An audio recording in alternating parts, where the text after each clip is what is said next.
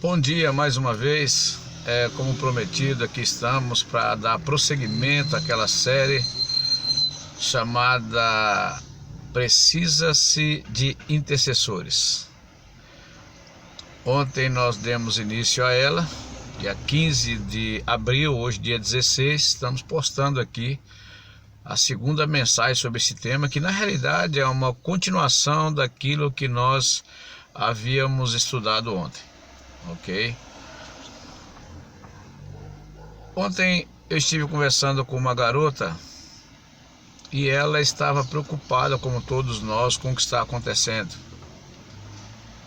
E eu perguntei para ela: qual é a visão que você tem de tudo que está acontecendo? Ela deixou claro que é uma cristã e na análise dela há fatos que contribuem para o surgimento e a propagação de coisas como essa. E aí muitos andaram procurando aí as suas justificativas. Alguns dizem que foi uma conspiração chinesa, outros dizem que a falta de cuidados com a alimentação deles mesmo teria gerado essa situação. Enfim, são tantas as afirmações que nós não sabemos de onde que de fato vem.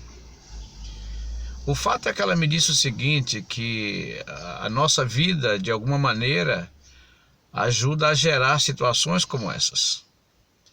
E lendo as histórias bíblicas, assim como eu faço, ela chegou à conclusão que não apenas aqueles grandes e enormes pecados derrubam as barreiras de proteção sobre a nossa vida, mas há aqueles pequeninos germes do pecado que fica escondido dentro de nós, que também acaba gerando uma situação como essa. E aí a preocupação dela, e isso me chamou a atenção, era com ela mesma. E ela todos os dias pergunta para Deus: escuta, Senhor, há algo que eu possa fazer ainda na minha vida para que isso possa melhorar?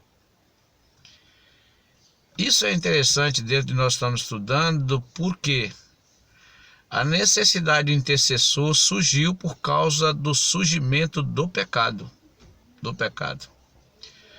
Só que pecado é uma palavra muito generalizada.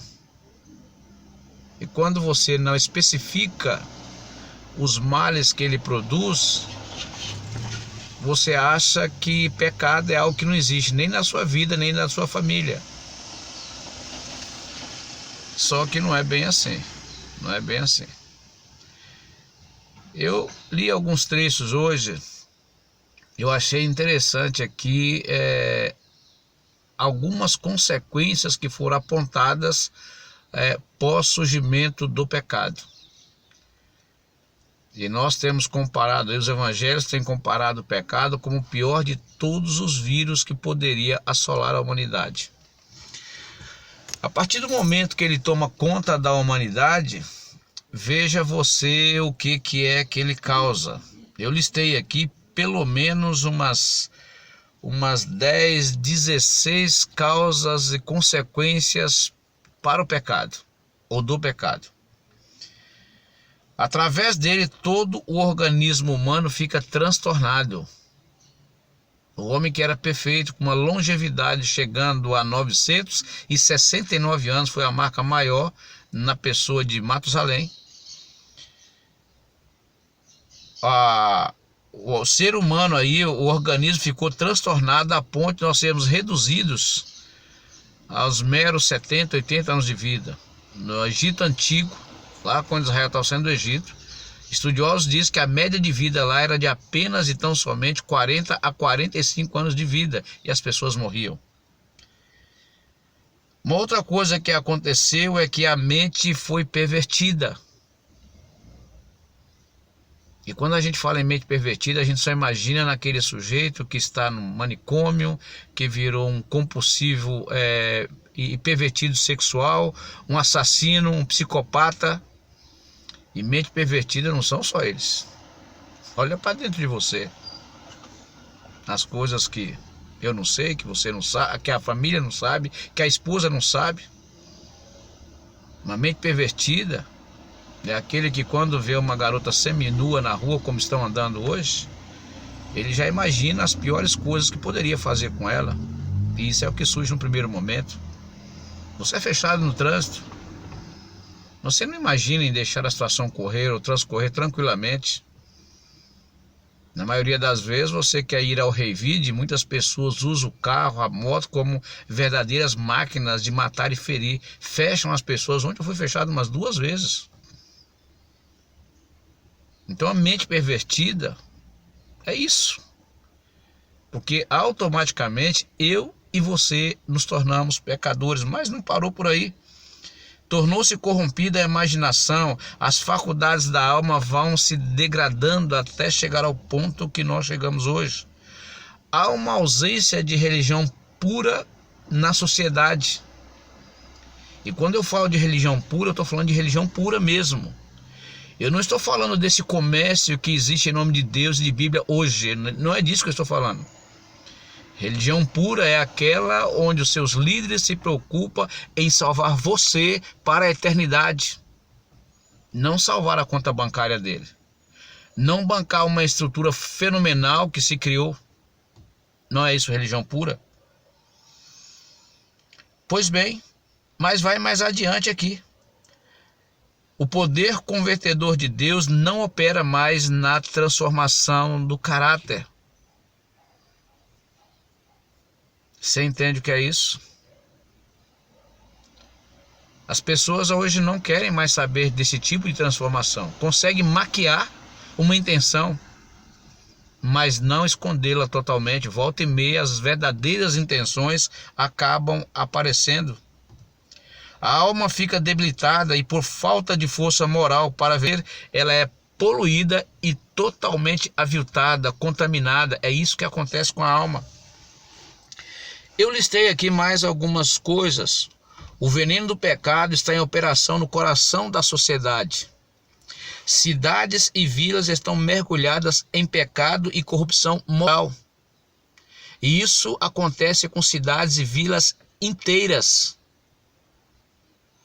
onde as pessoas não se preocupam mais com o bem-estar moral, espiritual, ético dos seus habitantes.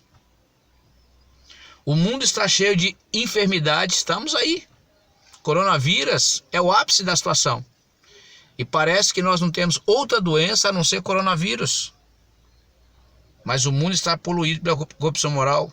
O mundo está perto e longe estão almas em pobreza e ansiedade, carregadas com senso de culpa, perecendo por falta de uma influência salvadora. É isso que o pecado de Adão e Eva trouxe lá no princípio, como eu falei ontem. Era por isso que havia necessidade de um intercessor falando de uma cura. Daí a necessidade desse cordeiro que foi apresentado lá no Jardim do Éden ontem. Eu tenho certeza de uma coisa, a hora que alguém disser descobrimos a vacina para o coronavírus, multidões correrão para os lugares onde elas serão oferecidas para deixar de correr o risco de morrer. Querido amigo, querido irmão, colega de trabalho aí, a cura para o pecado já existe. Se nós corrêssemos para ela com a mesma ansiedade que nós corremos para o hospital à procura da cura das doenças físicas. Se nós corrêssemos para lá. A nossa sociedade talvez nunca tivesse chegado a um coronavírus. Mas chegamos. Está aí, a maldade tomou conta do ser humano. Adão e Eva agora tinham a responsabilidade de transmitir essa notícia para os seus descendentes. Nasce vários descendentes, não nasceu só apenas Abel e Caim. Eles eram apenas 2 de uma família que já era grande. Já era grande. Não esqueça que o pecado, segundo alguns estudiosos, como eu disse ontem, surgiu 130 anos depois do pecado. Depois da entrada do pecado é que, corrijo aqui, a população começa a se desenvolver. Mas Adão e Eva vai ser mencionado, Abel e Caim vai ser mencionado porque um fato importante envolve esses 2 personagens. Adão e Eva deixou claro para todos eles o seguinte: olha, nós falhamos, mas o nosso Pai, aquele que nos criou, proveu uma saída para nós, e a saída é essa aqui. Então, para todos os filhos, ele ensinava a mesma coisa. Cada vez que vocês falharem, porque agora dentro de vocês tem algo que não havia em nós, é a tendência para fazer coisas erradas. Querido amigo, querido irmão, anote isso, anote-se em algum lugar. O que faz de você um pecador não são os atos errados que você comete, mas é a natureza pecadora que está em você, é o vírus que está dentro de você. É justamente por causa desse vírus que você tem vontade todos os dias de fazer coisas erradas. Em algum momento do dia ela surge espontaneamente. É tão natural quanto você ter sede. É tão natural como você ter fome ao meio-dia ou pela manhã. Muito natural. Então, depois de contaminada, Adão e Eva está falando para os seus filhos: por favor, se acontecer de vocês falharem, tem um remédio, tá? Tá vendo aqueles cordeiros ali? Você transfere a sua culpa para o mediador. Procura-se o mediador, nós temos. Mas o mediador, o cordeiro, ele contava toda a história. É que esse mediador, na realidade aqui, representa um cheque predatado. O dono do planeta colocou nesse cordeiro aqui um cheque predatado, garantindo que ele mesmo, em pessoa, um dia vai pagar a conta do nosso pecado. Então não há salvação nesse cordeiro nem no sangue dele. A salvação está em quem ele representa. E ele em algum momento virá. Toda a humanidade tinha que simplesmente acreditar nisso. Era o único meio que o céu proveu para que você e eu pudéssemos ser salvos. O cordeiro. Cheque predatado, não esqueça isso. Cheque predatado. 4.000 anos depois o cheque foi pago, tá? Eu vou repetir a passagem de ontem. Eis o Cordeiro de Deus que tira o pecado do mundo. João vê quando ele começa o seu trabalho aqui na terra. Mas aí João 3,16, o próprio João diz que Deus amou o mundo de tal maneira que deu seu Filho unigênito, para que todo que nele crê não pereça, mas tenha a vida eterna. A solução para essa doença existe. Eu volto a repetir, é o Cordeiro de Deus que tira o pecado do mundo. Nós vamos dar prosseguimento a essa história, tá? Vamos dar prosseguimento. Tem hoje 6.000 anos de história envolvendo o Cordeiro. E é por não conhecer essa história, por não entender ela, que muitas pessoas nem acreditam no Deus da solução. Nos acompanhem, tá? Eu oro nesse momento. Querido Pai, há muitos amigos que nos ouvem e nos assistem. Eu quero te pedir a tua bênção sobre eles e os seus familiares nesse dia.